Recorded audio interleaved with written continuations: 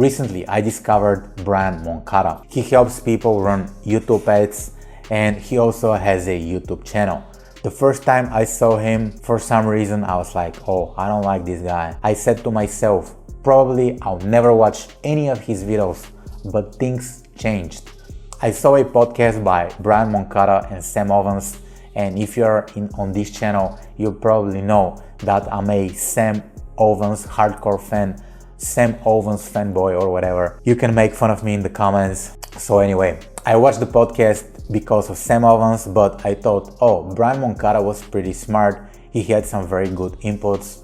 And then I went on his channel and I watched some of his videos. His channel had great information. He joins super expensive masterminds and he shares what it is like to be a part of the mastermind and what he learned. Long story short, a few months later, I consider Brian to be pretty